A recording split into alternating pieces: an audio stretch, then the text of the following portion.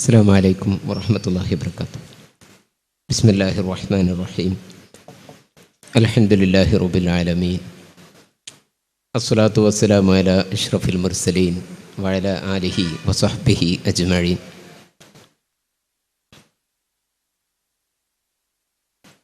പ്രിയമുള്ള എൻ്റെ വിദ്യാർത്ഥി സുഹൃത്തുക്കൾ, സഹോദരങ്ങൾ, മുസ്ലിം ജീവിതത്തെ ചരിത്രത്തിലുടനീളം സ്വാധീനിച്ച ഉലമ നേതൃത്വത്തെക്കുറിച്ചുള്ള ചർച്ചയാണ് കുറഞ്ഞ സമയം ഈ വേദിയിൽ നടക്കുന്നത്. ലോകത്തെമ്പാടുമുള്ള മുസ്ലിം ജീവിതത്തെ പരിശോധിക്കുമ്പോൾ ചരിത്രത്തിൻ്റെ എല്ലാ ഘട്ടങ്ങളിലും ഉലമാക്കൾ, മതപണ്ഡിതന്മാർ അവരുടെ ജീവിതത്തിൻ്റെ ഭാഗമായിരുന്നു. ഉലമാക്കൾ എന്നത് പ്രവാചകരുടെ അനന്തരാവകാശികൾ എന്നാണ് തിരുനബി സല്ലല്ലാഹു അലൈഹി വസല്ലമ തങ്ങൾ വിശേഷിപ്പിച്ചത്.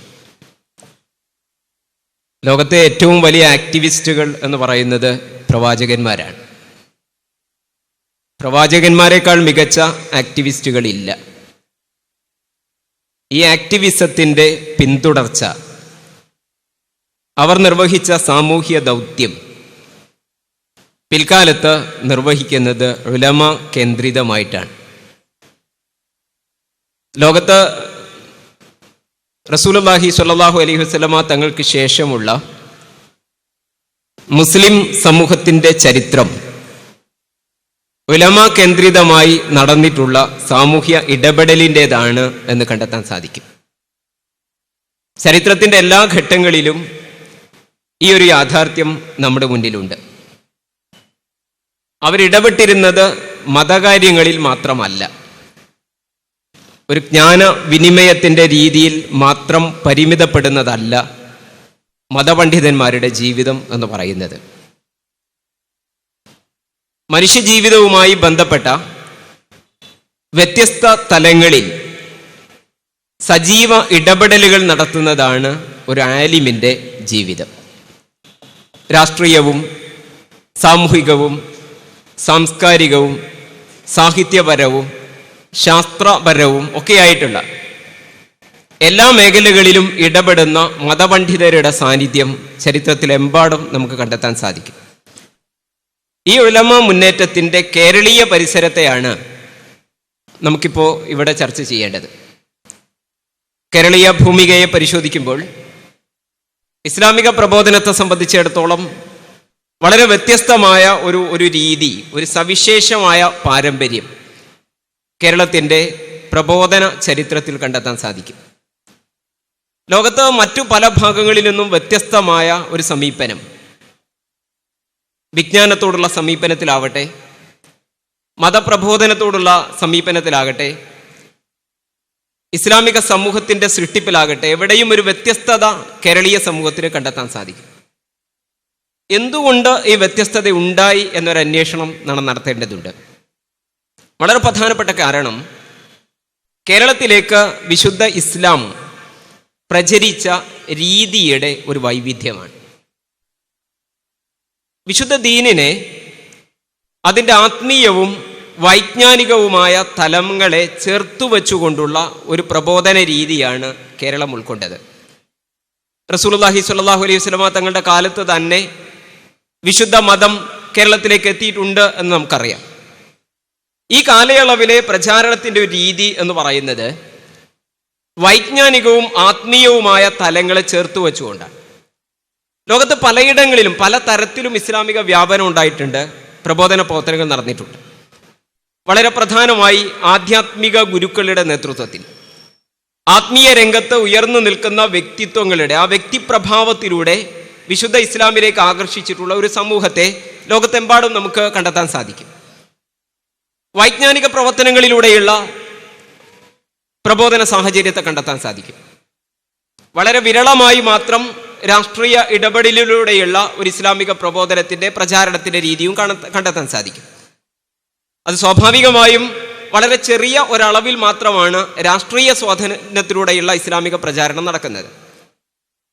ഉത്തരേന്ത്യൻ പ്രദേശങ്ങളിൽ നിന്ന് കേരളം വേറിട്ട് നിൽക്കുന്നൊരു കാര്യമായി നമ്മൾ എപ്പോഴും പഠിക്കാറുള്ളൊരു സംഗതി, കേരളത്തിലേക്ക് വരുമ്പോൾ ആത്മീയ ധാരയെയും വൈജ്ഞാനിക ധാരയെയും ഒന്നിച്ച് ചേർത്തുകൊണ്ടുള്ള ഒരു പ്രബോധനത്തിൻ്റെ രീതി സ്വീകരിച്ചു എന്നതാണ്. വടക്കേന്ത്യൻ പ്രദേശങ്ങളിലൊക്കെയുള്ള ഇസ്ലാമിൻ്റെ പ്രബോധന രീതി എന്ന് പറയുന്നത് പലപ്പോഴും സൂഫി വര്യന്മാരിലൂടെ, ആധ്യാത്മിക ഗുരുക്കളിലൂടെയാണ്.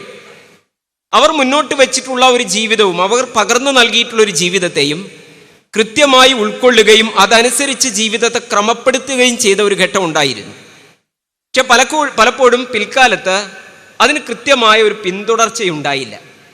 ഏറ്റവും പ്രധാനമായി ഉണ്ടാകേണ്ട പിന്തുടർച്ച എന്ന് പറയുന്നത് വൈജ്ഞാനിക മണ്ഡലം, അറിവിൻ്റെ മണ്ഡലവുമായി ചേർത്ത് വെച്ചുകൊണ്ടാണ്.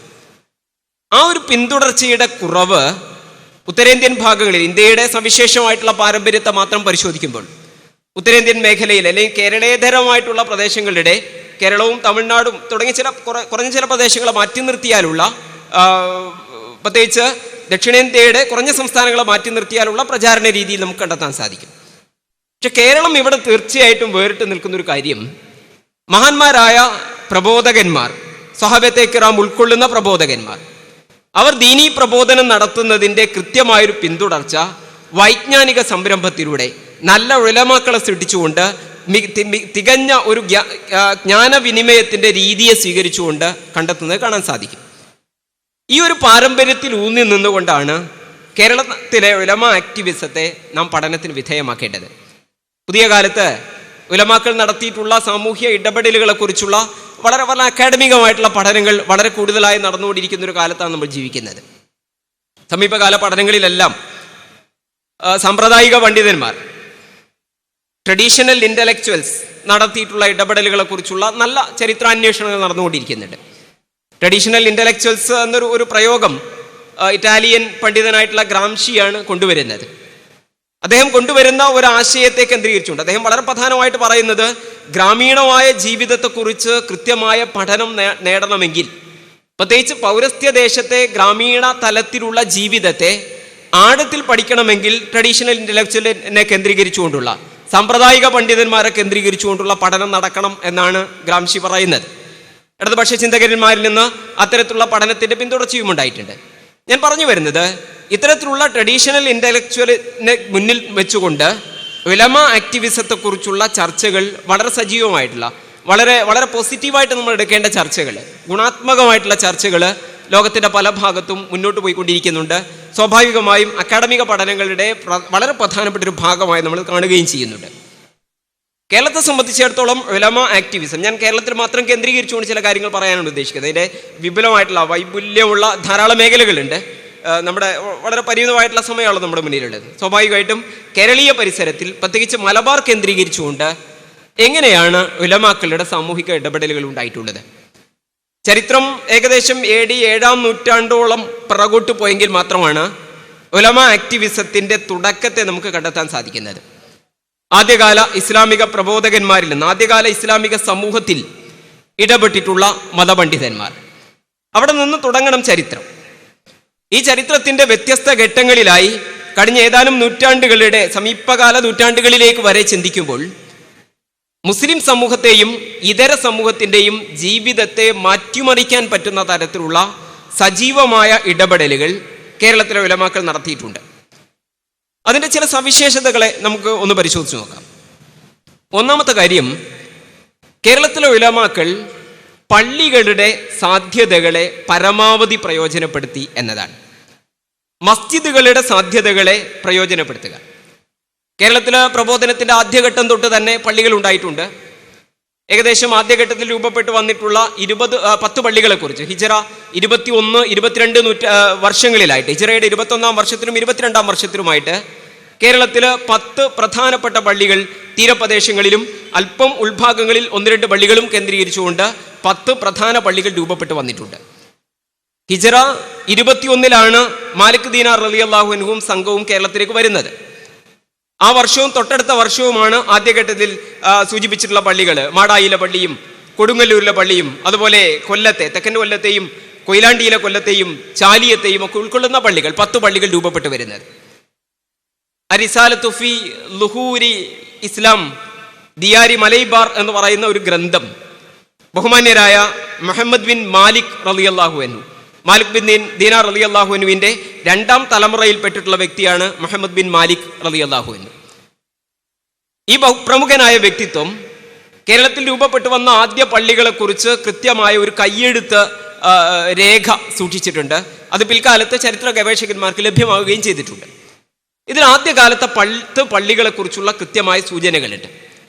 ഇവിടെ നമുക്കൊരു പക്ഷേ ചരിത്രത്തിൻ്റെ ചില വൈരുദ്ധ്യങ്ങളെ കാണാൻ സാധിക്കും. ഇതിൻ്റെയൊക്കെ കാലഗണനയിൽ അഭിപ്രായ വ്യത്യാസങ്ങളുണ്ട്. മാടായിലെ പള്ളി പരിശോധിച്ചാൽ അവിടെയുള്ള രേഖ പറയുന്നത് ഹിജ്റ 5 ഈ പള്ളി പണിതിട്ടുണ്ട് എന്നാണ്. ഹിജ്റ 21-ലും 22-ലും ഒക്കെ ആയിട്ടാണ് പള്ളികളുടെ വ്യാപനം ഉണ്ടാകുന്നതെന്ന് ഞാൻ സൂചിപ്പിച്ചു. മാലിക് ബിൻ ദീനാർ റളിയല്ലാഹു അൻഹുവിന്റെ വരെ ഉണ്ടാകുന്ന ഹിജ്റ 21-ലാണല്ലോ. പിന്നെ എങ്ങനെയാണ് മാടായിയിലെ പള്ളി ഹിജ്റ 5-ലാകുന്നത്? ഇവിടെ നാം ചരിത്രപരമായിട്ടുള്ള ഒരു അന്വേഷണത്തിൽ കണ്ടെത്താൻ കഴിയുന്ന കാര്യം, യഥാർത്ഥത്തിൽ മാലിക് ബിൻ ദീനാർ റളിയല്ലാഹു അൻഹുവിന്റെയും സംഘത്തിന്റെയും വരവിന് മുമ്പ് തന്നെ കേരളത്തിലെ ഇസ്ലാമിക സമൂഹം ഉണ്ടായിട്ടുണ്ട് എന്നതാണ്. കച്ചവട ആവശ്യാർത്ഥം നമ്മുടെ തീരപ്രദേശങ്ങളിലേക്ക് വന്നിരുന്ന ആളുകൾ അവർ കേരളത്തിലെ മുസ്ലിം സമൂഹത്തെ തന്നെ രൂപപ്പെടുത്തിയിട്ടുണ്ട്.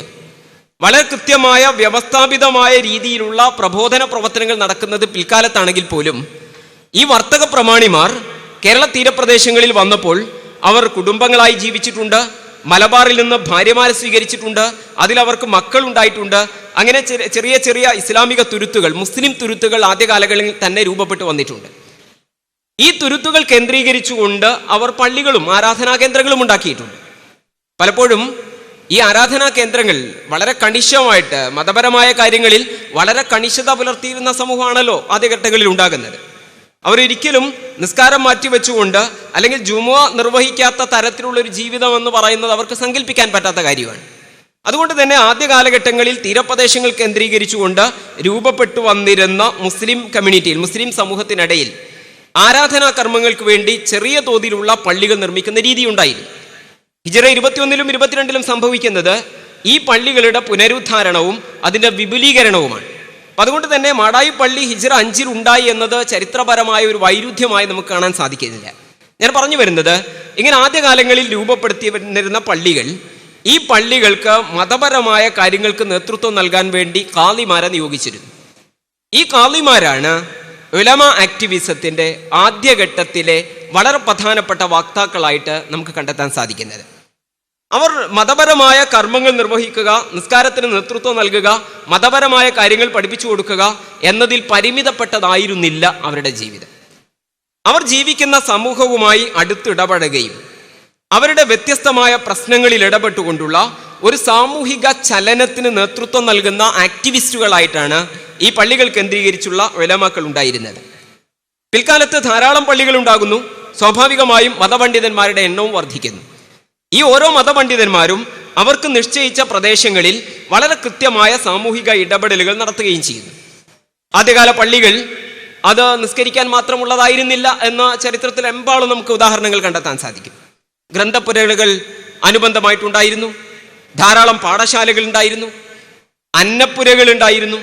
യാത്രക്കാരായ ആളുകൾ അവർക്ക് വിശ്രമിക്കാനുള്ള കേന്ദ്രങ്ങളായി പള്ളികൾ സ്വീകരിക്കുകയും അവിടെ അവർ താമസിക്കുകയും പലപ്പോഴും അവർക്ക് ഭക്ഷണം, സൗജന്യമായ ഭക്ഷണം കിട്ടുന്ന കേന്ദ്രങ്ങളായി വരെ മലബാറിലെ പള്ളികൾ മാറിയിരുന്നു. മലബാറിലും തീരപ്രദേശങ്ങളിലും അല്പം ഉള്ളോട്ട് മാറി ശ്രീകണ്ഠപുരം പോലെയുള്ള പ്രദേശങ്ങളിലുള്ള പള്ളികളിലും ഈ ഒരു രീതി ഉണ്ടായിരുന്നു എന്ന് ഇബ്നു ബത്തൂത്തയുടെ സഞ്ചാരരേഖകളിൽ കാണാൻ സാധിക്കും. നമുക്കറിയാം, ഇബ്നു ബത്തൂത്ത വളരെ സഞ്ചാര സാഹിത്യത്തിൽ ഏറ്റവും മികവ് പുലർത്തിയിട്ടുള്ളൊരു വ്യക്തിയാണല്ലോ. അദ്ദേഹത്തിൻ്റെ റിഹിലയിൽ മലബാറിലേക്ക് കടന്നു വന്ന അനുഭവങ്ങളെ കൃത്യമായി അദ്ദേഹം രേഖപ്പെടുത്തുന്നുണ്ട്. തിരൂരങ്ങാടിയിലും മാടായിയിലും കൊടുങ്ങല്ലൂരും അതുപോലെ തന്നെ ശ്രീകണ്ഠപുരവും ഒക്കെ സന്ദർശിച്ചിട്ടുള്ള അനുഭവങ്ങൾ പങ്കുവെക്കുന്ന കൂട്ടത്തിൽ അദ്ദേഹം എടുത്തു പറയുന്ന കാര്യം കേരളത്തിൽ വ്യത്യസ്തമായ രീതികളിൽ പള്ളികളെ പരിപാലിക്കുന്ന രീതിയാണ്. അവിടെയുള്ള ഉലമാ നേതൃത്വത്തെക്കുറിച്ചാണ്, ആ ഉലമാക്കളെ അംഗീകരിക്കുന്ന സാധാരണക്കാരെ കുറിച്ചാണ്. ആ പള്ളികൾ നൽകിയിരുന്ന ഗ്രന്ഥപുരകളുടെയും പാഠശാലകളുടെയും യാത്രികർക്ക് വേണ്ടിയുള്ള സത്രങ്ങൾ രൂപപ്പെടുത്തിയെടുക്കുന്നതിൻ്റെയും ഒക്കെ പാരമ്പര്യത്തെ റിഹിലയിൽ വളരെ ഭംഗിയായിട്ട് അദ്ദേഹം എഴുതി വെച്ചത് കാണാൻ സാധിക്കും. ആദ്യകാലങ്ങളിലെ പള്ളികളെല്ലാം ഉണ്ടാകുന്നത് തീരപ്രദേശങ്ങളിലാണ്. സ്വാഭാവികമായിട്ടും മുസ്ലിങ്ങളുടെ ഒരു നേതൃത്വം എന്ന് പറയുന്നത് കച്ചവട കേന്ദ്രിതമായിട്ട് വന്നിട്ടുള്ള ആളുകളാകട്ടെ, പിൽക്കാല പ്രബോധകന്മാരാകട്ടെ അവർ കേന്ദ്രീകരിച്ചിരുന്നത് തീരപ്രദേശങ്ങളിലാണ്. മുസ്ലിം കമ്മ്യൂണിറ്റി രൂപപ്പെട്ടു വന്നതും അവിടെയാണ്. പിൽക്കാലങ്ങൾ അത് ഉൾപ്രദേശങ്ങളിലേക്ക് വരുന്നുണ്ട്. ആദ്യഘട്ടങ്ങളിലെ ഉൾപ്രദേശങ്ങളിലേക്കുള്ള സഞ്ചാരം ഉണ്ടാകുന്നത് പുഴയോരങ്ങളിൽ രൂപപ്പെടുത്തിയെടുക്കുന്ന മുസ്ലിം സാമൂഹ്യ ക്രമങ്ങളാണ്. പുഴയോരങ്ങളിൽ അങ്ങനെയൊന്നും രൂപപ്പെടാനുള്ള കാരണം ഈ തീരപ്രദേശങ്ങളിൽ നിന്ന് സഞ്ചാരയോഗ്യമായിട്ടുള്ള പ്രദേശങ്ങൾ, പുഴയിലൂടെ സഞ്ചരിച്ച് അവർക്ക് ഇവിടെ എത്താം, ഉൾഗ്രാമങ്ങളിലേക്ക് എത്താം, ഈ രീതിയായിരുന്നു. അതുകൊണ്ടാണ് കടലുണ്ടി പുഴയുടെ ഓരങ്ങളിൽ ധാരാളം മുസ്ലിം ഗ്രാമങ്ങൾ നൂറ്റാണ്ടുകൾക്ക് മുമ്പ് തന്നെ രൂപപ്പെട്ടു വന്നത്.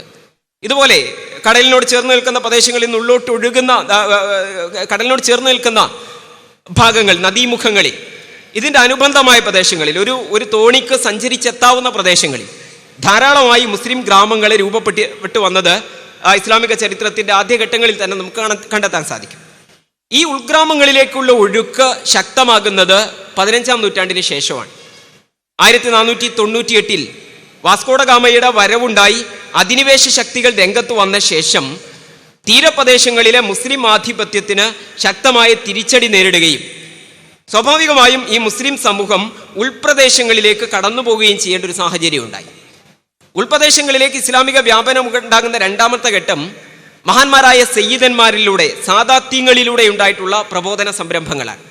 ബുഖാരി സാദാത്യങ്ങളിലൂടെയും ബാഅലവി സാദാത്യങ്ങളിലൂടെയും, ബുഖാറയിൽ നിന്നും അതുപോലെ യമനിൽ നിന്നും ഒന്നൊക്കെ വന്നിട്ടുള്ള ഇസ്ലാമിക പ്രബോധന ലക്ഷ്യം വിട്ടുകൊണ്ട് മലബാറിലേക്ക് വന്നിട്ടുള്ള ആളുകൾ, മഹോന്നതന്മാരായിട്ടുള്ള സാദാത്യങ്ങൾ, ഇവർ കേന്ദ്രീകരിച്ചിരുന്നത് തീരപ്രദേശങ്ങളിൽ അവർ വന്ന് അവരുടെ കേന്ദ്രങ്ങൾ ആരംഭിച്ചുവെങ്കിലും അവർ ഊന്നൽ നൽകിയിരുന്നത് മലബാറിൻ്റെ ഉൾപ്രദേശങ്ങളായിരുന്നു. ഈ ഉൾപ്രദേശങ്ങളിലേക്ക് കടന്നു വന്ന ശേഷവും ഓരോ ഗ്രാമങ്ങളെയും സ്വാധീനിക്കാൻ പറ്റുന്ന തരത്തിലുള്ള പള്ളികൾ കേന്ദ്രീകരിക്കുകയും അവിടെയെല്ലാം ആലിമീങ്ങളെ, മതപണ്ഡിതന്മാരെ നിയോഗിക്കുകയും ചെയ്തു. ഈ മതപണ്ഡിതന്മാരാണ് പിൽക്കാലത്ത് കേരളത്തിൻ്റെ, പ്രത്യേകിച്ച് മലബാർ പ്രദേശങ്ങളുടെ ഒട്ടുമുക്കാൽ പ്രദേശങ്ങളുടെയും സാമൂഹിക ഘടനയെ നിയന്ത്രിച്ചുകൊണ്ടിരിക്കുന്നത്. ഞാൻ പറഞ്ഞു വന്നത്, പള്ളികളെ കേന്ദ്രീകരിച്ചുകൊണ്ട് പള്ളികളുടെ സാധ്യതകളെ പരമാവധി പ്രയോജനപ്പെടുത്തിക്കൊണ്ടുള്ള മുന്നേറ്റമാണ് ഉലമ ആക്ടിവിസത്തിൻ്റെ ഭാഗമായി പ്രധാനമായി നമുക്ക് കണ്ടെത്താൻ സാധിക്കുന്നത്. രണ്ടാമത്തെ കാര്യം, ഉലമാക്കൾ മുന്നോട്ട് വെച്ചിട്ടുള്ള ജ്ഞാനവിനിമയ രീതിയാണ്. അവർ അറിവ് പകർന്നു നൽകുന്ന രീതിയാണ്. നേരത്തെ ഇവിടെ അഹ്ലുസുഫയെ സൂചിപ്പിക്കുകയുണ്ടായി. ആ അഹ്ലുസുഫയുടെ പാരമ്പര്യത്തെ ഉൾക്കൊണ്ടുകൊണ്ടുള്ള ഒരു ദർസ് സമ്പ്രദായം കേരളത്തിലെ ഉലമാക്കൾ മുന്നോട്ട് വച്ചിരുന്നു. പ്രബോധനത്തിന്റെ ആദ്യഘട്ടങ്ങളിൽ തന്നെ മതവിജ്ഞാനീയങ്ങളെ പകർന്നു നൽകുന്ന സംരംഭങ്ങൾ ഉണ്ടായിരുന്നു. ഇത് ദർസിന്റെ വ്യവസ്ഥാപിതമായ രീതിയിലേക്ക് വരുന്നത് പിൽക്കാലത്താണ് എന്ന് മാത്രം. ആദ്യകാല പ്രബോധകന്മാരെല്ലാം അറിവിനെ പകർന്നു നൽകുന്ന ആളുകളായിരുന്നു. ആദ്യകാല ഉലമാക്കളെല്ലാം അവർക്ക് നേടിയിട്ടുള്ള വ്യത്യസ്തമായ അറിവുകളെ സമൂഹത്തിന് പകർന്നു നൽകുന്ന കാര്യത്തിൽ ബദ്ധശ്രദ്ധരായിരുന്നു. അതിന് കുറെ കൂടി അടുക്കും ചിട്ടയുമുള്ള ക്രമങ്ങൾ വരുന്നത് പിൽക്കാലത്താണ്. മഖ്ദൂമാരുടെയൊക്കെ കാലഘട്ടം എത്തുമ്പോൾ, 1500കളുടെയൊക്കെ തുടക്കം എത്തുമ്പോൾ വളരെ ചിട്ടയാർന്ന ഒരു ദർസ് സമ്പ്രദായം കേരളത്തിൽ ഉണ്ടാകുന്നുണ്ട്. മഖ്ദൂമുമാർക്ക് മുമ്പും നല്ല ദർസുകൾ കേരളത്തിൽ ഉണ്ടായിട്ടുണ്ട്. മഖ്ദൂമാർ മാത്രമല്ല ദർസുകൾക്ക് തുടക്കം കുറിച്ചത്. പലപ്പോഴും അങ്ങനെ ഒരു തെറ്റായ ധാരണയുണ്ടാകാറുണ്ട്, കേരളത്തിൽ വ്യവസ്ഥാപിതമായ ദർസ് തുടങ്ങിയത് മഖ്ദൂമുമാരാണ് എന്ന്. മഖ്ദൂമുമാർ കുറെ ചിട്ടയും ക്രമവുമുള്ള രീതിയിലേക്ക് പുതിയ ആവിഷ്കാരങ്ങൾ കൊണ്ടുവന്നു എന്നത് ശരിയാണ്. അതേസമയം മഖ്ദൂമുമാർക്ക് മുമ്പും കേരളത്തിൽ വളരെ പ്രശസ്തമായിട്ടുള്ള ദർസുകൾ ഉലമാക്കളുടെ നേതൃത്വത്തിൽ ഉണ്ടായിട്ടുണ്ട്. AD 1272 ചരിത്രത്തിൽ വ്യക്തത വന്നിട്ടുള്ള ഒരു ദർസിന്റെ ചരിത്രം രേഖകൾ പുറത്തേക്ക് വരുന്നത്. AD 1272 താന്നൂരിലെ വലിയ കുളങ്ങര എന്ന് പറയുന്ന പള്ളിയിൽ ഒരു ദർസ് ആരംഭിച്ചിരുന്നു. ആ ദർസിന് നേതൃത്വം നൽകിയത് അബ്ദുറഹ്മാൻ ഹെൽറമി എന്ന് പറയുന്നൊരു പണ്ഡിതനാണ്. അബ്ദുറഹ്മാൻ ഹെൽറമി അദ്ദേഹമാണ് അറിയപ്പെട്ട ചരിത്രത്തിന്റെ ഘട്ടം അനുസരിച്ച് മുതഅല്ലിങ്ങൾ ഓതി താമസിക്കുന്ന വിധത്തിലുള്ള കൃത്യമായ ദർസ് ആരംഭിച്ചത് എന്ന് പറയുന്നു. അതിനു മുമ്പ് ദർസ് ഇല്ല എന്നല്ല പറഞ്ഞതിനർത്ഥം. ചരിത്രപരമായി രേഖയിൽ തെളിയിക്കപ്പെട്ട ഒരു ദർസിന്റെ, ചിട്ടയാർന്ന ഒരു ദർസിന്റെ രീതി ഉണ്ടാകുന്നത് 1272 താന്നൂരിൽ ആരംഭിച്ച ഈ ദർസിനെ തുടർന്ന് ധാരാളം കേന്ദ്രങ്ങളിൽ ഉണ്ടായിട്ടുണ്ട്. 1383 വളരെ പ്രശസ്തനായ ഒരു പണ്ഡിതനായിരുന്നു ഷെയ്ഖ് റമളാൻ ഷാലിയാത്തി എന്ന് പറയുന്ന വ്യക്തി. കുറ്റിച്ചിറ പള്ളി കേന്ദ്രീകരിച്ചുകൊണ്ടാണ് അദ്ദേഹത്തിന്റെ ജ്ഞാനവിനിമയ രീതി ഉണ്ടായിരുന്നത്. ഹിജ്റ 830 വഫാത്തായിട്ടുള്ള ഷെയ്ഖ് അബൂബക്കറിൽ കാലിക്കുത്തി റഹ്മത്തുള്ളാഹി അലൈഹി എന്ന് പറയുന്ന വലിയൊരു പണ്ഡിതൻ ദർസ് സമ്പ്രദായത്തിന്റെ കാര്യത്തിൽ പുതുമയാർന്ന രീതികളെ ആവിഷ്കരിച്ചിരുന്ന പണ്ഡിതന്മാരാണ്. ഇങ്ങനെ ധാരാളം പണ്ഡിതന്മാരെ കുറിച്ച് മഖ്ദൂമുമാരുടെ മുമ്പുള്ള കാലത്തും ദർസ് പാരമ്പര്യത്തിന്റെ ചരിത്രത്തിൽ വായിക്കാൻ സാധിക്കും. മഖ്ദൂമാരിലേക്ക് എത്തുമ്പോൾ അതിന് കുറെ കൂടി ചിട്ടയുള്ള, കുറെ കൂടി ക്രമമുള്ള, കുറെ പുതിയ കാഴ്ചപ്പാടുകൾ അവതരിപ്പിക്കുന്ന ഒരു ദർസ് സമ്പ്രദായത്തിലേക്ക്, ഒരു ജ്ഞാനവിനിമയത്തിന്റെ രീതിയിലേക്ക് വരുന്നു. ഇവിടെ നമ്മൾ കാണുന്ന ഏറ്റവും വലിയ പ്രത്യേകത, ആധുനികതയുടെ പരിക്കേൽക്കാത്ത വിധത്തിലുള്ള ഒരറിവ് സമ്പാദനത്തിന്റെയും പകർന്നു നൽകലിന്റെയും രീതിയെ കേരളീയ സമൂഹത്തിന് മാതൃകയാകുന്ന വിധത്തിൽ അവതരിപ്പിക്കുന്നിടത്ത് മഖ്ദൂം തങ്ങൾ വിജയിച്ചു എന്നതാണ്. മഖ്ദൂം കബീർ, വലിയ മഖ്ദൂം മഹാനവർകൾ ജനിക്കുന്നത് ഹിജ്റ 871 കൊച്ചിയിലാണ് ജനിക്കുന്നത്. അദ്ദേഹത്തിന്റെ കുടുംബ പേരുകളുള്ളത് തമിഴ്നാട്ടിലെ മഴബർ എന്ന് പറയുന്ന പ്രദേശത്താണ്. അവിടെ നിന്ന് കൊച്ചിയിൽ താമസമാക്കിയിട്ടുള്ള ബഹുമാന്യരായ മഖ്ദൂം കബീറിന്റെ പിതാവ് അലിയുൽ മഅബരി എന്ന് പറയുന്ന വ്യക്തിത്വം, അദ്ദേഹത്തിന്റെ കീഴിൽ പഠനം നടത്തി വളർന്നു വന്നിട്ടുള്ള, സ്വന്തം പിതാവിന്റെ ദർസിൽ പഠനം നടത്തി വളർന്നു വന്നിട്ടുള്ള വ്യക്തിയാണ്, കൊച്ചിയിൽ വളർന്നു വന്നിട്ടുള്ള വ്യക്തിയാണ് മഖ്ദൂം കബീർ. അദ്ദേഹമാണ് വൈജ്ഞാനികമായ നവോത്ഥാനത്തിന്റെ വളരെ പ്രധാനപ്പെട്ട ഒരു ഘട്ടത്തിലേക്ക് കടന്നു വരുന്നത്. പിതാവിൽ നിന്ന് വിദ്യാഭ്യാസം നേടി അദ്ദേഹം പിന്നീട് പൊന്നാനിയിലേക്ക് വരുന്നു. പൊന്നാനിയിൽ അന്ന് അക്കാലത്ത് മത അധ്യാപനം നടത്തിക്കൊണ്ടിരിക്കുന്നത് തൻ്റെ പിതൃവ്യനാണ്. അദ്ദേഹത്തിന്റെ ദർസിൽ പഠിക്കുകയും പിന്നീട് ഞാൻ നേരത്തെ സൂചിപ്പിച്ച ഷെയ്ഖ് റമദാനു ഷാലിയാത്തി ദർസ് നടത്തുന്ന കോഴിക്കോട്ടേക്ക് വരികയും അവിടെ 7 വർഷം വ്യത്യസ്തമായ മേഖലകളിലെ പഠനം പൂർത്തീകരിച്ച് അദ്ദേഹം മക്കയിലേക്ക് പോവുകയാണ്. മക്കയിൽ അദ്ദേഹം നടത്തുന്ന അധ്യയനം, അവിടെ നടത്തുന്ന പഠനം തൻ്റെ ആഗോള വീക്ഷണം രൂപപ്പെടുത്തിയെടുക്കാൻ മാത്രം വലിയ പണ്ഡിതന്മാരിൽ നിന്ന് അറിവ് നേടാനും ലോകത്തിന്റെ പല ഭാഗങ്ങളിൽ നിന്നുമുള്ള മുതഅല്ലിങ്ങളുമായി ഇടപെടാനുള്ള അവസരം ലഭിക്കുകയും പുതിയ കാഴ്ചപ്പാടോടുകൂടി അദ്ദേഹം നാട്ടിലേക്ക് തിരിച്ചു വരികയും ചെയ്യുന്നു. മക്കയിൽ നിന്ന് നാട്ടിലേക്ക് വരുന്നതിന് മുമ്പ് അദ്ദേഹം കുറച്ചു കാലം ഈജിപ്തിൽ പഠിക്കുന്നുണ്ട്, അൽ അസ്ഹറിൽ പഠിക്കുന്നുണ്ട്. ഈജിപ്തിലെ കൂടി പൂർത്തീകരിച്ച് മക്കയിൽ നിന്ന് ബഹുമാന്യരായ ഷെയ്ഖ് സക്കരിയ അൻസ്വാരിയെ പോലെയുള്ള വളരെ പ്രമുഖരായ ആഗോള പ്രശസ്തരായിട്ടുള്ള പണ്ഡിതന്മാരിൽ നിന്ന് ഇൽമ് നേടാനുള്ള അവസരം മഖ്ദൂം തങ്ങൾക്ക് ലഭിച്ചിട്ടുണ്ട്. അപ്പൊ ഇത്തരത്തിലുള്ള ധാരാളം അറിവും അനുഭവങ്ങളും ഇതെല്ലാം പേറിക്കൊണ്ടാണ് മഖ്ദൂം തങ്ങൾ കേരളത്തിലേക്ക് തിരിച്ചു വരുന്നത്. ഇവിടെ വന്ന് അദ്ദേഹം പൊന്നാനി കേന്ദ്രീകരിച്ച് തൻ്റെ നവോത്ഥാന സംരംഭങ്ങൾക്ക് തുടക്കമിട്ടു. ഉലമ ആക്ടിവിസത്തിന്റെ ചരിത്രപരമായി വളരെ പ്രധാനപ്പെട്ട ഒരു ഘട്ടത്തിന് മഖ്ദൂം തങ്ങൾ തുടക്കം കുറിക്കുകയും ചെയ്തു. അദ്ദേഹമാണ് ഇന്ന് നമ്മൾ കാണുന്ന പൊന്നാനിയിലെ വലിയ ജുമുഅത്ത് പള്ളി ഉണ്ടാക്കുന്നത്. മഖ്ദൂം കബീർ അവർകളാണ്. അവർ അവിടെ ദർസ് ആരംഭിക്കുകയും ആ ദർസില് ലോകത്തിന്റെ പല ഭാഗങ്ങളിൽ നിന്നുള്ള പഠിതാക്കൾ കേരളത്തിലേക്ക് ആകർഷിക്കപ്പെടുകയും ചെയ്തു എന്നത് നമുക്കിവിടെ എടുത്തു പറയാവുന്ന ഒരു പ്രത്യേകതയാണ്. മഖ്ദൂം തങ്ങളുടെ ദർസിന് ഒരുപാട് ജ്ഞാനവിനിമയ രീതിക്ക് ഒരുപാട് പ്രത്യേകതകൾ ഉണ്ടായിരുന്നു. സമൂഹത്തിന് യാതൊരു അർത്ഥത്തിലുമുള്ള ബാധ്യതയുമില്ലാത്ത വിധം ഈ ദർസിനെ അദ്ദേഹം സംവിധാനിച്ചു. നാട്ടുകാർക്ക് സാമ്പത്തികമായ ബാധ്യതകളില്ല, പഠിക്കുന്ന വിദ്യാർത്ഥികൾക്ക് സാമ്പത്തികമായ ബാധ്യതകളില്ല, അവിടുത്തെ രക്ഷിതാക്കൾക്ക് അത്തരത്തിലുള്ള പ്രയാസങ്ങൾ അനുഭവിക്കേണ്ടതില്ല. ഇങ്ങനെ സമൂഹത്തിന് ഒരു ബാധ്യതയും വരാത്ത വിധത്തിലുള്ള ഒരു ദർസ് സമ്പ്രദായമാണ് അദ്ദേഹം ആരംഭിച്ചത്. രണ്ടാമത്തെ കാര്യം പഠിതാക്കളുടെ സമർപ്പണമാണ്.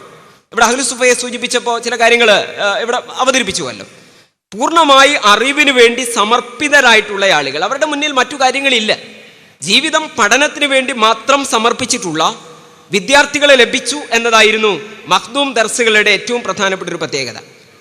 വിവിധ വിജ്ഞാനികൾ അവിടെ പഠിപ്പിക്കപ്പെട്ടിരുന്നു. തത്വശാസ്ത്രം ഉണ്ടായിരുന്നു, അതുപോലെ തന്നെ കർമ്മശാസ്ത്രം ഉണ്ടായിരുന്നു, വിശ്വാസശാസ്ത്രവും ചരിത്രവും, ഇങ്ങനെ വ്യത്യസ്തമായ മേഖലകളുടെ വിജ്ഞാനീയങ്ങളുടെ വൈവിധ്യമാർന്ന രീതികൾ പഠിപ്പിക്കുന്ന രീതിയിൽ മഖ്ദൂമുമാർ ദർസിനെ രൂപപ്പെടുത്തിയെടുത്തു. അവിടെ നിന്നുള്ള ശിഷ്യന്മാരാണ്, മഖ്ദൂം ശിഷ്യന്മാരാണ് പിൽക്കാലത്ത് ഉലമാക്കളുടെ നേതൃത്വമായി ഉയർന്നു വരുന്നത്.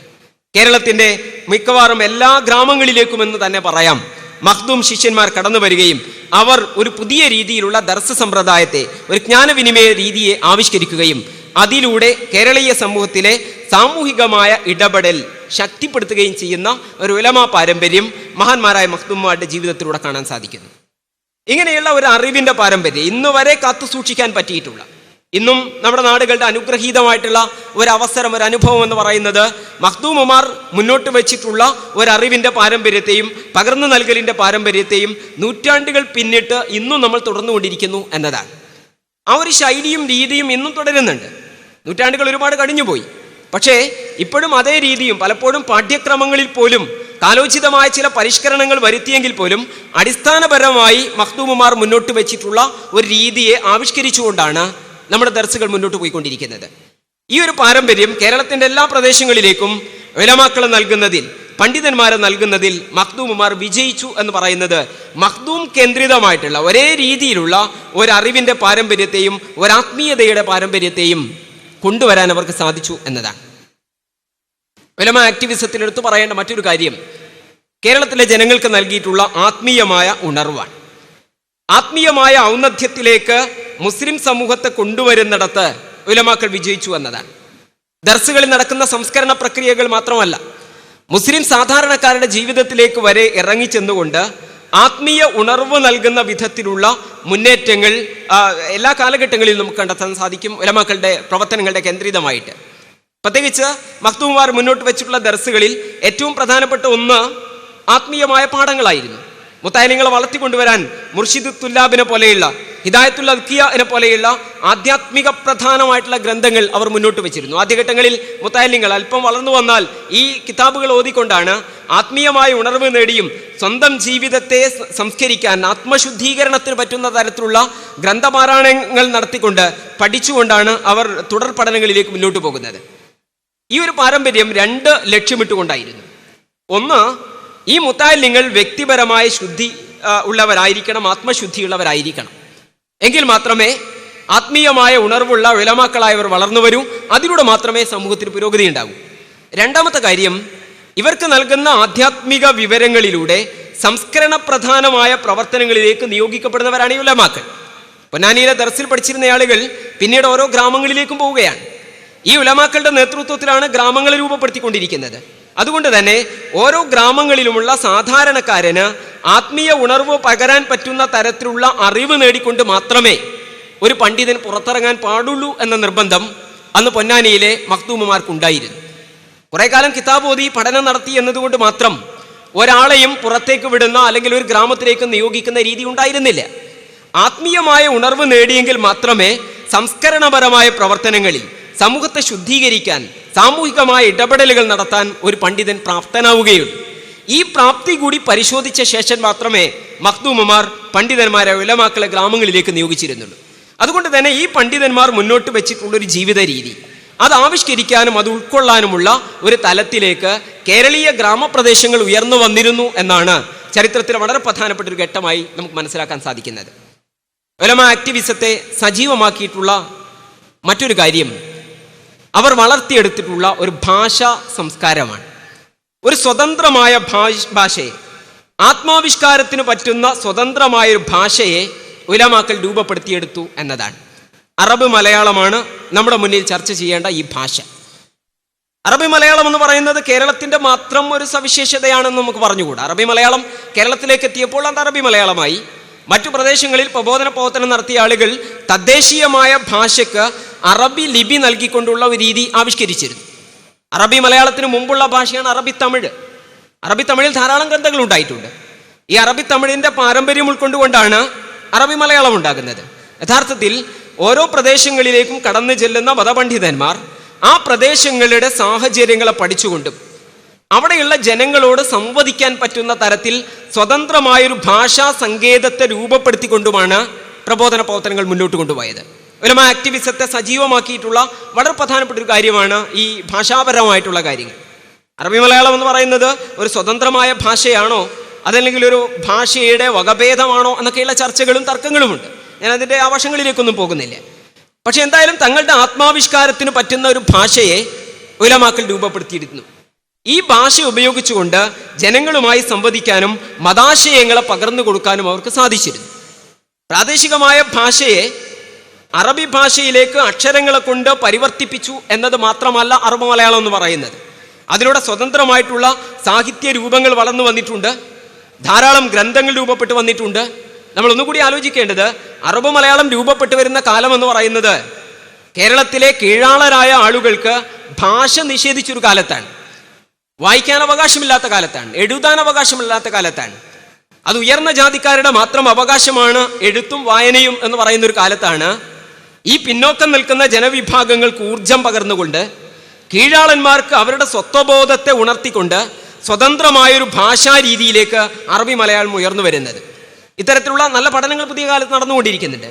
ഞാൻ പറഞ്ഞു വരുന്നത്, ഈ രീതിയിൽ സ്വന്തം ആത്മാവിനെ ആവിഷ്കരിക്കാനുള്ള ഒരു ഭാഷയെ രൂപപ്പെടുത്തി എന്നത്, ആ ഭാഷയിൽ സാഹിത്യ രൂപങ്ങൾ ഉണ്ടായി എന്നത്, ആ ഭാഷയിൽ ഗ്രന്ഥങ്ങൾ രചിച്ചു എന്നത്, ആ ഭാഷയ്ക്ക് സ്വതന്ത്രം ഒരു നല്ല ലിപി രൂപപ്പെടുത്തി എന്നത്, ആ ലിപിക്ക് പിൽക്കാലത്തെ പരിഷ്കരണങ്ങൾ ഉണ്ടായി എന്നത് എല്ലാം ഉലമാക്കളുടെ മുൻകൈയിൽ നടന്നിട്ടുള്ള മലബാറിലെ പ്രവർത്തനങ്ങളായി നമുക്ക് കണ്ടെത്താൻ സാധിക്കും. അറബി ലിപിയിലേക്ക് സാധാരണ മലയാള ഭാഷയെ നേരിട്ട് പരിവർത്തിപ്പിക്കുകയല്ല. അതിന് വ്യത്യസ്തമായ ലിപി കൊണ്ടുവന്നിട്ടുണ്ട്. ആ ലിപി ഓരോ കാലഘട്ടങ്ങളിലും പരിഷ്കരിച്ചിട്ടുണ്ട്. വ്യത്യസ്തമായ ഘട്ടങ്ങളിൽ ബഹുമാനരായ ചാലിലകത്ത് കുഞ്ഞഹമ്മദാജിയിൽ വരെ എത്തി നിൽക്കുന്ന തരത്തിലുള്ള 1819 കാലഘട്ടം വരെയുള്ള ലിപി പരിഷ്കരണത്തിൻ്റെ വളരെ ശ്രദ്ധേയമായിട്ടുള്ള ഏടുകൾ ചരിത്രത്തിൽ നമുക്ക് വായിച്ചെടുക്കാൻ സാധിക്കും. അപ്പം ഇത്തരത്തിലുള്ള സ്വതന്ത്രമായ ലിപി ആവിഷ്കരിച്ചുകൊണ്ട് ധാരാളം ഗ്രന്ഥങ്ങളുള്ള ഒരു ഭാഷാ രീതി ഉലമാക്കൾ മുന്നോട്ട് വെക്കുകയും ആ ഭാഷ കേരളീയ സമൂഹത്തെ ഏറ്റവും സ്വാധീനിക്കുകയും ചെയ്തു എന്നത് നമുക്ക് കണ്ടെത്താൻ സാധിക്കും. ഉലമ ആക്ടിവിസത്തിൻ്റെ വളരെ പ്രധാനപ്പെട്ട മറ്റൊരു തലം രചനയുടെ ലോകമാണ്, ഗ്രന്ഥലോകമാണ്. ധാരാളം ഗ്രന്ഥങ്ങൾ, ആശ്ചര്യകരമായിട്ടുള്ളൊരു ഗ്രന്ഥലോകത്ത് അവർ പടുത്തുയർത്തിയിട്ടുണ്ട്. അറബി ഭാഷയിൽ, അറബി മലയാളത്തിൽ, മലയാള ഭാഷയിൽ ഒക്കെയായിട്ടുള്ള ധാരാളം ഗ്രന്ഥങ്ങൾ, പദ്യങ്ങളും ഗദ്യങ്ങളും അതിലുണ്ട്. വിവിധ വിഷയങ്ങളെ കുറിച്ചുള്ള ഗ്രന്ഥങ്ങളുണ്ട്. ഇപ്പോൾ അടുത്ത ദിവസം ഷുജായി മൊയ്ദ് മുസ്ലിയാരെ കുറിച്ച് IPB, ഇസ്ലാമിക് പബ്ലിഷിംഗ് ബ്യൂറോ, SSFന്റെ പ്രസാധന വിഭാഗമായിട്ടുള്ള IPB ഒരു പുസ്തകം പ്രസിദ്ധീകരിച്ചിരുന്നു. ഡോക്ടർ സക്കീർ ഹുസൈൻ എന്ന പുതിയ കാലത്തെ ചരിത്ര ഗവേഷകൻ, അദ്ദേഹമാണ് ആ പുസ്തകം രചിച്ചിട്ടുള്ളത്. ആ പുസ്തകത്തിൽ ഷുജായി മൊയ്ദ് മുസ്ലിയാരുടെ വിവിധ ഗ്രന്ഥങ്ങളെ പരിചയപ്പെടുത്തുന്ന കൂട്ടത്തിൽ അനന്തരാവകാശത്തെക്കുറിച്ചുള്ള, ഫറായിലിനെ കുറിച്ചുള്ള ഗ്രന്ഥത്തെക്കുറിച്ച് പരിചയപ്പെടുത്തിക്കൊണ്ടൊരു പേജ് അതിനകത്തുണ്ട്. ആ പേജ് വായിക്കുമ്പോൾ പോലും നമുക്ക് ആശ്ചര്യം തോന്നിപ്പോകും. ഷുജായി മൊയ്ദ് മുസ്ലിയാർ അനന്തരാവകാശ തർജ്ജമ എന്ന് പറയുന്ന തൻ്റെ അറബ് മലയാള ഗ്രന്ഥം രചിക്കുന്നതിന് വേണ്ടി അവലംബമാക്കിയിട്ടുള്ള ഗ്രന്ഥങ്ങളുടെ പട്ടിക അതിൽ നൽകിയിട്ടുണ്ട്.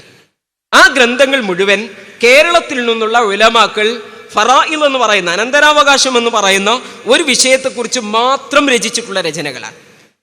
അദ്ദേഹം ആ പുസ്തകത്തിൽ നൽകിയിട്ടുള്ള രചന, ബഹുമാനരായ ഷുജായി മൊയ്ദ് മുസ്ലിയാർ അവലംബമാക്കിയിട്ടുള്ള രചനകൾ ഏകദേശം 10-ലധികം വരുന്ന രചനകൾ അതിൽ പറയുന്നുണ്ട്.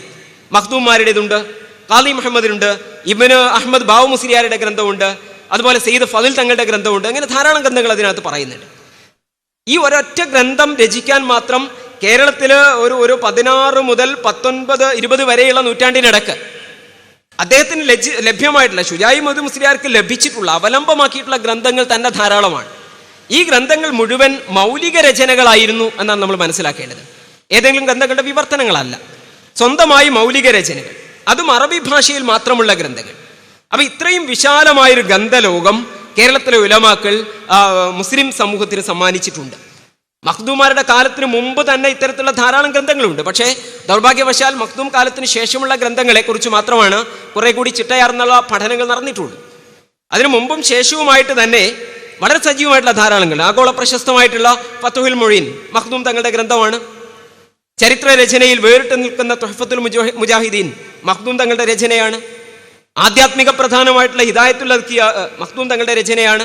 ഇങ്ങനെ മഖ്ദൂം തങ്ങൾക്ക് ശേഷം വന്നിട്ടുള്ള ഗ്രന്ഥങ്ങൾ ഒരുപാട്, ധാരാളം ഗ്രന്ഥങ്ങൾ. മഖ്ദൂം തങ്ങളുടെ തലമുറയിൽപ്പെട്ടുള്ള ഖാദി മുഹമ്മദ്, അദ്ദേഹത്തെ നമുക്ക് പരിചയമുണ്ട് മൊഹീദ്ദീൻ മാലയുടെ രചയിതാവായിട്ട്. പക്ഷേ മൊഹീദ്ദീൻ മാല മാത്രമല്ല അദ്ദേഹം രചിച്ചത്, 500-ലധികം വരുന്ന ഗ്രന്ഥങ്ങൾ അദ്ദേഹം രചിച്ചിട്ടുണ്ട്. ഇതിൽ അറബിയിലും അറബ് മലയാളത്തിലുമുള്ള ഗ്രന്ഥങ്ങളുണ്ട്. ഫതുഹുൽ മുബീൻ എന്ന് പറയുന്ന ഗ്രന്ഥം അദ്ദേഹം രചിക്കുന്ന അറബി ഭാഷയിലാണ്, ഒരു കാവ്യമാണത്.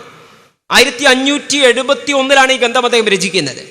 ഈ രചിക്കാൻ അദ്ദേഹം അറബി ഭാഷ തിരഞ്ഞെടുത്തതിൻ്റെ ഒരു പ്രാധാന്യത്തെ അദ്ദേഹം ആ ഗ്രന്ഥത്തിൽ ആമുഖത്തിൽ പറയുന്നുണ്ട്. അത് ഞാൻ ഈ അറബി ഭാഷയിൽ തിരഞ്ഞെടുക്കാൻ കാരണം, ഈ ഗ്രന്ഥം ഞാൻ രചിക്കുന്നത് 1571 പോർച്ചുഗീസുകാരിൽ നിന്ന് അവർ കൈവശപ്പെടുത്തിയിട്ടുള്ള ചാലിയത്തെ കോട്ട മോചിപ്പിക്കുന്നതിന് വേണ്ടി ധീരമായൊരു പോരാട്ടം നടന്നിരുന്നു. ആ പോരാട്ടത്തിൽ മുസ്ലിങ്ങൾക്ക് വിജയമുണ്ടായിട്ടുണ്ട്. സാമൂതിരിക്ക് വേണ്ടിയാണ് അവർ യുദ്ധം ചെയ്തത്. സാമൂതിരിക്ക് വേണ്ടി ഖാദി അബ്ദുൽ അസീസ് മഖ്ദൂമിന്റെ നേതൃത്വത്തിൽ നടന്ന യുദ്ധമാണ്. 1571 നടന്നിട്ടുള്ള ഈ യുദ്ധത്തിലെ വിജയത്തെ പ്രഖ്യാപിച്ചുകൊണ്ടാണ് പ്രത്യക്ഷ വിജയം എന്ന പേരിൽ ഫതുഹുൽ മുബീൻ എന്ന ഗ്രന്ഥം ഖാദി മുഹമ്മദ് രചിക്കുന്നത്. അദ്ദേഹം പറയുന്നത്, ഈ ഗ്രന്ഥം വായിക്കേണ്ടത് മലബാറിലുള്ള ആളുകൾ മാത്രമല്ല, ഇത് അറബ് ലോകം വായിക്കണം. തുർക്കിയിൽ നിന്ന്, സിറിയയിൽ നിന്ന്, ഈ രാജ്യങ്ങളിലൊക്കെയുള്ള മുസ്ലിം ഭരണാധികാരികൾ വായിക്കണം. എന്തിനാണ് അവർ വായിക്കേണ്ടത്? ഞങ്ങൾ ഈ പൗരസ്ത്യ ദേശത്ത്, ഈ മലബാറിന്റെ തീരങ്ങളിൽ ഹൈന്ദവ രാജാവായിട്ടുള്ള സാമൂതിരിക്ക് വേണ്ടി പടപൊരുതുന്ന മുസ്ലിം സമൂഹമുണ്ട് എന്ന് ലോകം അറിയട്ടെ. ഈ മുസ്ലിം സമൂഹവും ഇവിടെയുള്ള തദ്ദേശീയരായ ഹൈന്ദവ സമൂഹവും തമ്മിലുള്ള ഇഴുകിച്ചേർന്നുള്ള ജീവിതത്തെ, ഒരു ഭരണാധികാരിക്ക് കീഴിലുള്ള ജീവിതത്തെ ലോകമറിയട്ടെ. മാത്രമല്ല, അധിനിവേശ വിരുദ്ധമായിട്ടുള്ള ഈ സമര പാരമ്പര്യത്തെക്കുറിച്ച് അവർക്ക് സാധ്യമായിട്ടുള്ള സഹായങ്ങൾ നൽകാൻ മുസ്ലിം ലോകത്തിന് സാധിക്കുമെങ്കിൽ അതിനവർ ഒരുങ്ങിപ്പുറപ്പെടട്ടെ എന്ന് പറഞ്ഞുകൊണ്ടാണ് അദ്ദേഹം ആ ഫതുഹുൽ മുബീനിന്റെ ആദ്യ വരികളിലെല്ലാം സാമൂതിരി രാജാവിനെ വാഴ്ത്തിക്കൊണ്ടുള്ള കാവ്യങ്ങളാണ് രചിക്കുന്നത്. ഞാൻ പറയുന്നത് ഇത്തരത്തിലുള്ള ധാരാളം ഗ്രന്ഥങ്ങൾ രചിച്ചിട്ടുണ്ട്. ഞാൻ നേരത്തെ സൂചിപ്പിച്ച ഷുജായി മൊയ്ദ് മുസ്ലിയാർ, അദ്ദേഹം അറബി ഭാഷയിൽ, ഉറുദുവിൽ, പാർസിയിൽ, തമിഴിൽ, മലയാളത്തിൽ ഇത്രയും ഭാഷകളിൽ പ്രാവീണ്യം നേടിയിട്ടുള്ള പണ്ഡിതനായിരുന്നു, വലിയൊരു പണ്ഡിതൻ. ചരിത്രം അദ്ദേഹത്തിൻ്റെ ഇഷ്ടവിഷയമായിരുന്നു. ഫൈലുൽ ഫയ്യാദ് എന്ന് പറയുന്നൊരു ഗ്രന്ഥം അദ്ദേഹം രചിച്ചിട്ടുണ്ട്. അതുപോലെ ഫതഹുൽ ഫത്താഹ് എന്ന് പറയുന്നൊരു ഗ്രന്ഥം രചിച്ചിട്ടുണ്ട്. ഇതൊക്കെ ചരിത്ര ഗ്രന്ഥങ്ങളാണ്.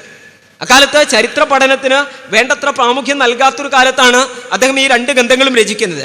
ആദം നബി അലൈഹി ഇസ്ലാമിൻ്റെ ചരിത്രം തൊട്ട് അബ്ബാസി ഭരണകാലം വരെയുള്ള ഒരു ചരിത്രത്തെ വളരെ വ്യവസ്ഥാപിതമായി അറബി മലയാള ഭാഷയിൽ എഴുതുകയാണ് ഫൈലുൽ ഫയ്യാദിലൂടെ ഷുജായി മൊയ്ദ് മുസ്ലിയാർ. അതിൻ്റെ തുടർച്ചയായിട്ട് ഫതഹുൽ ഫത്താഹ് അദ്ദേഹം അതേ ഭാഷയിൽ എഴുതുന്നു. അത് ഇതിൻ്റെ തുടർച്ചയെന്നോണം തുർക്കി ഭരണാധികാരിയായ അബ്ദുൽ ഹമീദ് എന്ന് പറയുന്ന ഭരണാധികാരി, അത് ഷുജായി മൊയ്ദ് മുസ്ലിയാരുടെ സമകാലികനാണ്. 1909 ഫതഹുൽ ഫത്താഹ് എന്ന് പറയുന്ന അറബി മലയാള ഗ്രന്ഥം പുറത്തു വരുന്നത്. ഫൈലുൽ ഫയ്യാദ് വരുന്നത് 1887 ഈ രണ്ട് ചരിത്ര ഗ്രന്ഥങ്ങളും വളരെ അമൂല്യമായിട്ടുള്ള ചരിത്ര ഗ്രന്ഥങ്ങൾ, വളരെ വ്യവസ്ഥാപിതമായി ചരിത്രം മുന്നോട്ട് വെക്കുകയാണ്. തൻ്റെ ജീവിതകാലം വരെയുള്ള ചരിത്രത്തെ, സ്വന്തം കാലത്തെ വരെ അദ്ദേഹം അടയാളപ്പെടുത്തുകയാണ്. സഫലമാല എന്ന് പറയുന്ന അദ്ദേഹത്തിൻ്റെ മറ്റൊരു കൃതിയാണ്, ഒരു കാവ്യമാണ്, ദാർശനിക പ്രധാനമായിട്ടുള്ള കാവ്യം. 1899 ഈ കാവ്യം പുറത്തു വരുന്നത്. മാപ്പിള സാഹിത്യത്തിൻ്റെ അപൂർവമായൊരു സംഭാവനയാണ് സഫലമാല ഷുജായി മൊയ്ദ് മുസ്ലിയാരുടെ. ഇതുപോലെയുള്ള ധാരാളം ഗ്രന്ഥങ്ങൾ അറബ് മലയാള ഭാഷയിലേക്ക് കടന്നു വരുമ്പോൾ വൈജ്ഞാനിക രംഗത്ത്, അതുപോലെ ചരിത്രത്തിൽ, വൈദ്യത്തിൽ, തത്വശാസ്ത്രത്തിൽ, ഇങ്ങനെ വ്യത്യസ്തമായ മേഖലയിലുള്ള നൂറുകണക്കിന് ഗ്രന്ഥങ്ങൾ നമുക്ക് കാണാൻ സാധിക്കും. അതിൽ മാലപ്പാട്ടുകളുണ്ട്, കിസ്സപ്പാട്ടുകളുണ്ട്, പ്രകീർത്തന സാഹിത്യങ്ങളുണ്ട്, മൊഹീദ്ദീൻ മാലയെ പോലെയുള്ള ശമനൌഷധ കാവ്യങ്ങളുണ്ട്, നൂൽ മധുഹിനെ പോലെയുള്ള കാവ്യങ്ങളുണ്ട്. കുഞ്ഞായി മുസ്ലിയാരുടെ രചനയാണല്ലോ നൂൽ മദ്ഹ്. 666 വരികളുള്ള നൂൽ മദ്ഹ് റസൂലുള്ളാഹി സ്വല്ലല്ലാഹു അലൈഹി വസല്ലമ തങ്ങളെ കുറിച്ചുള്ള സ്നേഹകാവ്യമാണ്. കപ്പപ്പാട്ട്, 600 വരികളുള്ള കപ്പപ്പാട്ട് കുഞ്ഞായി മുസ്ലിയാർ രചിച്ചു. വളരെ ഫിലോസഫിക്കലായിട്ടുള്ള, അങ്ങേയറ്റത്തെ തത്വശാസ്ത്രപരമായിട്ടുള്ള കാര്യങ്ങൾ ഈ കപ്പപ്പാട്ടിൽ അദ്ദേഹം അവതരിപ്പിക്കുന്നുണ്ട്. ആധ്യാത്മിക ദർശനത്തിൻ്റെ, കേരളത്തിൻ്റെ മികച്ച സംഭാവനയാണ് കപ്പപ്പാട്ട്. അദ്ദേഹം ഈ രചനയിൽ സ്വന്തം ശരീരത്തെ, മനുഷ്യൻ്റെ ശരീരത്തെ ഒരു പായക്കപ്പലിനോട് ഉപമിക്കുകയാണ്. മനുഷ്യൻ്റെ ജീവിതത്തെ ഒരു പായക്കപ്പലിലുള്ള സഞ്ചാരത്തോട് ഉപമിക്കുകയാണ്. അങ്ങനെ വളരെ വലിയൊരു ഉയർന്ന ആധ്യാത്മിക ദർശനത്തെ കപ്പപ്പാട്ടിലൂടെ അദ്ദേഹം അവതരിപ്പിക്കുന്നുണ്ട്. ഇങ്ങനെയുള്ള വളരെ വിശിഷ്ടമായിട്ടുള്ള രചനകൾ കേരളത്തിലെ ഉലമാക്കളുടെ ഉലമാ ആക്ടിവിസത്തിൻ്റെ ഭാഗമായിട്ട് അവർ രചിച്ചിട്ടുണ്ട്. ദൗർഭാഗ്യവശാൽ ഈ ഗ്രന്ഥങ്ങളിൽ പലതും നമുക്ക് ലഭിച്ചിട്ടില്ല. ഒന്നാമത്തെ കാരണം, അച്ചടി സൗകര്യങ്ങൾ ഇല്ലാത്ത കാലത്തായിരുന്നു ഈ ഗ്രന്ഥങ്ങളിൽ പലതും രചിച്ചത് എന്നതാണ്. രണ്ടാമത്തെ കാരണം, കേരളത്തിലെ അധിനിവേശ കാലത്തുണ്ടായിട്ടുള്ള ആക്രമണങ്ങളാണ്. മൂന്നാമത്തെ കാരണം, യൂറോപ്യന്മാർ പലപ്പോഴും ഇത്തരത്തിലുള്ള ഗ്രന്ഥങ്ങൾ കടത്തിക്കൊണ്ടുപോയിരുന്നു എന്നതാണ്. കോളനി ശക്തികൾ പൗരസ്ത്യ നാടുകളിലെ വൈജ്ഞാനിക സ്രോതസ്സുകളോട് ഒരു തരം വിമുഖത കാണിക്കുകയോ ഒരു തരം വൃത്തികെട്ട സമീപനം അവർ പുലർത്തുകയോ ചെയ്തിരുന്നു. രണ്ട് കാരണങ്ങൾ അതിനകത്തുണ്ടായിരുന്നു. ഒന്ന്, പൗരസ്ത്യ ദേശത്ത് നിന്ന് ഉയർന്നു വരുന്ന പണ്ഡിത കേന്ദ്രിതമായ പ്രവർത്തനങ്ങളെ അംഗീകരിക്കാനുള്ള വൈമനസ്യം യൂറോപ്യന്മാർക്ക് സ്വാഭാവികമാണ്. രണ്ടാമത്തെ കാര്യം, വിൽ ഡുറാന്റിനെ പോലെയുള്ള ആളുകൾ അത്തരത്തിലുള്ള കാര്യങ്ങൾ വളരെ വിശദമായിട്ട് പറയുന്നുണ്ട്, ഞാൻ വിശദാംശങ്ങളിലേക്ക് പോകുന്നില്ല. രണ്ടാമത്തെ കാര്യം, ഈ പൗരസ്ത്യ ദേശത്ത് പ്രത്യേകിച്ച് മലബാറിലെ ഉലമാക്കൾ മുന്നോട്ട് വെച്ചിരുന്ന ഗ്രന്ഥങ്ങൾ ബ്രിട്ടീഷ് വിരുദ്ധമായിട്ടുള്ള ആശയങ്ങൾ ഉൾക്കൊള്ളുന്നു എന്നത്. ആത്മീയ ഗ്രന്ഥങ്ങളാണെങ്കിൽ പോലും ആത്മീയ ഉണർവ് നേടിയിട്ടുള്ള ആളുകൾ തങ്ങളുടെ സ്വതന്ത്രമായിട്ടുള്ള ഭരണരീതിക്കെതിരാകുമോ എന്ന ഭയത്തിൽ നിന്ന് ധാരാളം ഗ്രന്ഥങ്ങളെ കടത്തിക്കൊണ്ടുവരുന്നു എന്നതാണ്. ഇത്തരത്തിലുള്ള ഇവരുടെ ഈ കോളനി ശക്തികളുടെ സമീപനത്തെക്കുറിച്ച് എഡ്വേർഡ് സെയ്ദ് തൻ്റെ ഓറിയന്റലിസത്തെക്കുറിച്ചുള്ള പഠനത്തിൽ വളരെ കൃത്യമായിട്ട് അവതരിപ്പിക്കുന്നുണ്ട്. പൗരസ്ത്യ ദേശത്തെ ഉലമാക്കൾ മുന്നോട്ട് വെച്ചിരുന്ന ഗ്രന്ഥങ്ങളോടും വൈജ്ഞാനിക സ്രോതസ്സുകളോടും എങ്ങനെയാണ് യൂറോപ്യന്മാർ, പ്രത്യേകിച്ച് ബ്രിട്ടീഷുകാർ സമീപിച്ചിരുന്നത് എന്ന്. ഞാൻ പറഞ്ഞു വരുന്നത്, ഇത്തരത്തിലുള്ള ധാരാളം പ്രവർത്തനങ്ങൾ ഉലമാ കേന്ദ്രിതമായി നടന്നു. അവിടെ സാമൂഹിക ഇടപെടലുകൾ വലിയ സജീവമായ ചർച്ചയ്ക്ക് വിധേയമാക്കേണ്ട കാര്യമാണ്.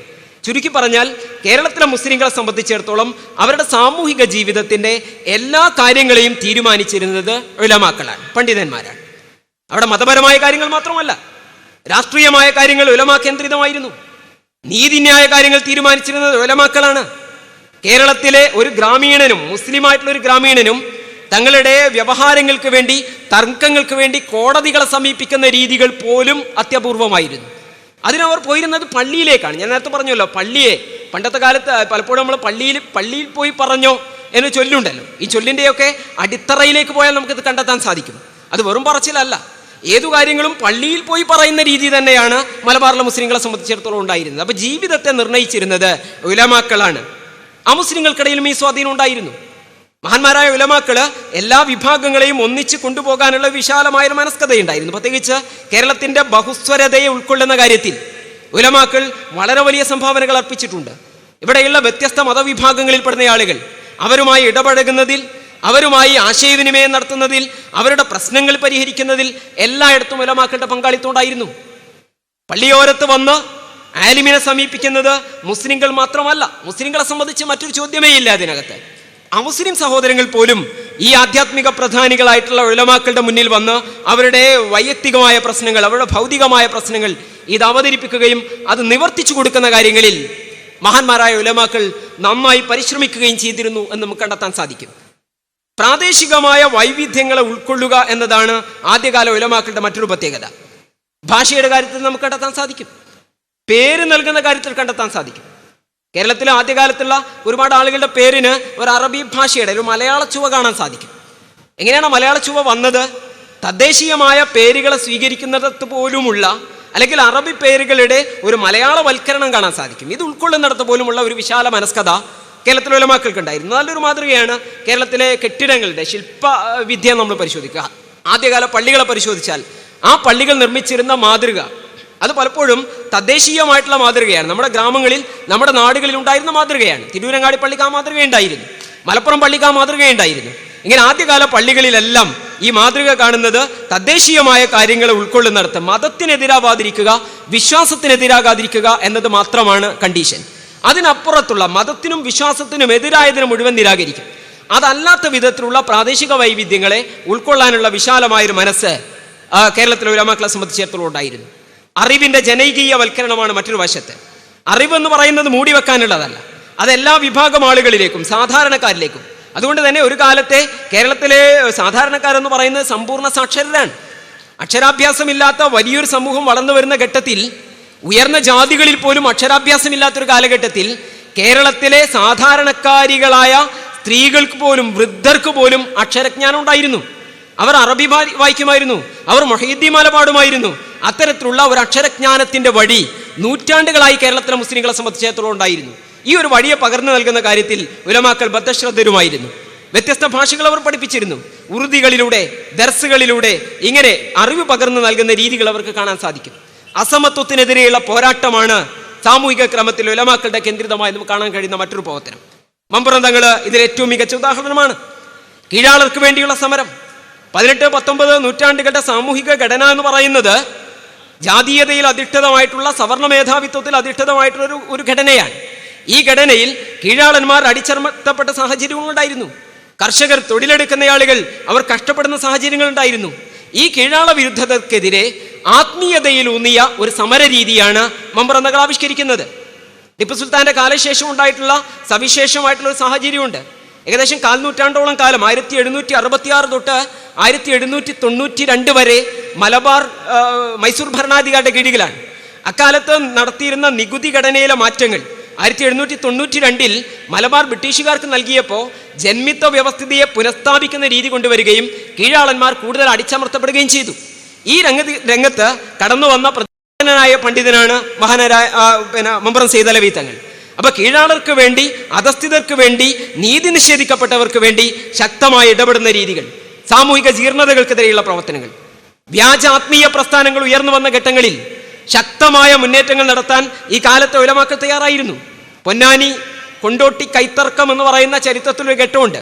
1920 വരെ കേരളത്തിലെ മുസ്ലിങ്ങൾക്കിടയിൽ തർക്കങ്ങൾ ഉണ്ടായിരുന്നില്ല. എല്ലാം ഒരേ രീതിയിൽ വിശ്വസിച്ചും ഒരേ ആചാരങ്ങൾ ആവിഷ്കരിച്ചും മഹാന്മാരായ സ്വഹാബത്ത് പഠിപ്പിച്ചു തന്നിട്ടുള്ള ആചാര രീതികളിലൂടെ പോയവരാണ് കേരളത്തിലെ മുസ്ലിങ്ങൾ. 1920 വരെ ഈ പാരമ്പര്യം കാത്തു സൂക്ഷിച്ചത് നമുക്ക് കണ്ടെത്താൻ സാധിക്കും.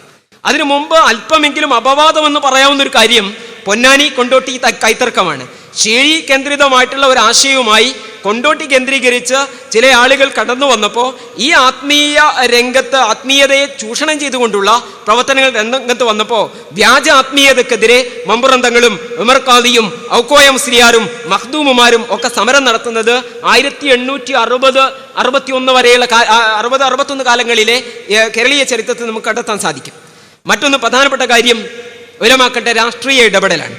അധിനിവേശ വിരുദ്ധമായിട്ടുള്ള അധിനിവേശ ശക്തികൾ കടന്നു വന്നപ്പോൾ ഇത് തുടക്കത്തിൽ തന്നെ തിരിച്ചറിയാൻ സാധിച്ചത് കേരളത്തിലെ ഉലമാക്കൾക്കാണ്. അതുകൊണ്ട് തന്നെ 16-ാം നൂറ്റാണ്ട് കേരളം ശക്തമായ സമര രംഗം നമുക്ക് കണ്ടെത്താൻ സാധിക്കും പോർച്ചുഗീസുകാർക്കെതിരെ. 19-20 നൂറ്റാണ്ടുകളിൽ ബ്രിട്ടീഷുകാർക്കെതിരെയും ധീരമായ സമരങ്ങൾ മലബാറിൽ നമുക്ക് കണ്ടെത്താൻ സാധിക്കും. ഈ സമരത്തിനെല്ലാം നേതൃത്വം നൽകിയിരുന്നത് കേരളത്തിലെ ഉലമാക്കളാണ്. 2 രീതിയിലുള്ള സമര നേതൃത്വമാണ് അവർ നടത്തിയത്. ഒന്ന്, സമരത്തിന് ധൈഷണികമായി പിന്തുണ നൽകുക എന്നതാണ്. രണ്ടാമത്തത്, പ്രത്യക്ഷമായി സമരരംഗത്തേക്ക് കടന്നു വരിക എന്നതാണ്. ഈ കാലത്ത് ധാരാളം സമര സാഹിത്യങ്ങൾ രചിക്കുകയുണ്ടായി. മഖ്ദൂം തങ്ങൾ രചിച്ച തഹരീൽ അലാ അഹ്ലിൽ ഈമാൻ അലാ ജിഹാദി അബദത്തി സുൽബാൻ എന്ന് പറയുന്ന ഗ്രന്ഥം ചരിത്രത്തിലെ ആദ്യത്തെ അധിനിവേശ വിരുദ്ധ രചനയാണ്. മലബാറിലെ എന്നല്ല, ചരിത്രത്തിലെ ആദ്യത്തെ അധിനിവേശ വിരുദ്ധ രചന എന്ന് പറയുന്നത് മഖ്ദൂം കബീർ രചിച്ചിട്ടുള്ള തഹരീൽ എന്ന് പറയുന്ന, തഹരീൽ എന്ന ചുരുക്കപ്പേരിൽ അറിയപ്പെടുന്ന തഹരീൽ അലാ അഹ്ലിൽ ഈമാൻ അലാ ജിഹാദി അബദത്തി സുൽബാൻ എന്ന് പറയുന്ന ഗ്രന്ഥമാണ്. മഖ്ദൂം രണ്ടാമൻ രചിച്ചിട്ടുള്ള തഹ്ഫത്തുൽ മുജാഹിദീൻ, ഖാദി മുഹമ്മദിന്റെ ഫത്ഹുൽ മുബീൻ, മമ്പുറം തങ്ങളുടെ സൈഫുൽ ബത്താർ, മമ്പുറം സയ്യിദ് ഫളിൽ തങ്ങളുടെ ഉദ്ദത്തുൽ ഉമറ വൽ ഹുക്കാം, താനൂർ പരീക്കുട്ടി മുസ്ലിയാരുടെ മുഹിമ്മാത്തുൽ മുഅ്മിനീൻ, മഹാനരായ ഉമർ ഖാദിയുടെ സന്ദേശകാവ്യങ്ങൾ, ഇങ്ങനെ ധാരാളം സമര സാഹിത്യങ്ങൾ രചിക്കപ്പെട്ടു. ഈ ഗ്രന്ഥങ്ങൾ നിരോധിക്കപ്പെടുന്ന സാഹചര്യങ്ങളുണ്ടായി. സമരത്തിൽ സജീവമായ പങ്കാളിത്തം ഉലമാക്കളുടേതായി ഉണ്ടായി. ഇങ്ങനെ വളരെ സജീവമായ ഉലമാ കേന്ദ്രിതമായ സാമൂഹിക ഇടപെടലിൻ്റെ, രാഷ്ട്രീയ ഇടപെടലിൻ്റെ ചരിത്രമാണ് കേരളത്തിൽ നമുക്ക് വായിച്ചെടുക്കാൻ സാധിക്കുന്നത്. സമരത്തിൽ കേരളീയ മുസ്ലിം ഉലമാക്കളുടെ, പണ്ഡിതന്മാരുടെ ഇടപെടലിൻ്റെ ചെറിയൊരു ഘട്ടത്തെ മാത്രമാണ് ഞാൻ അവതരിപ്പിച്ചത്. പോസ്റ്റ് കൊളോണിയൽ കാലഘട്ടത്തിലേക്ക് വരുമ്പോൾ 925 രൂപപ്പെടുകയും കോളനിവൽക്കരണത്തിന് ശേഷം 940-കൾക്ക് ശേഷം ശക്തിപ്പെടുകയും ചെയ്ത സംഘടിതമായ ഉലമാക്കളുടെ ഒരു മുന്നേറ്റ പാരമ്പര്യമുണ്ട്. ഇതെല്ലാം നാം ചരിത്രത്തിൽ നിന്ന് വായിച്ചെടുക്കുകയും ചരിത്രം പഠിക്കുന്നത് നമ്മുടെ ജീവിതത്തിൻ്റെ ഭാഗമാക്കി മാറ്റിയെടുക്കുകയും ചെയ്യണമെന്ന് വിനീതമായി അപേക്ഷിച്ചുകൊണ്ട് വാഖിർ ദഅവാന അൽഹംദുലില്ലാഹി റബ്ബിൽ ആലമീൻ. അസ്സലാമു അലൈക്കും വറഹ്മത്തുള്ളാഹി.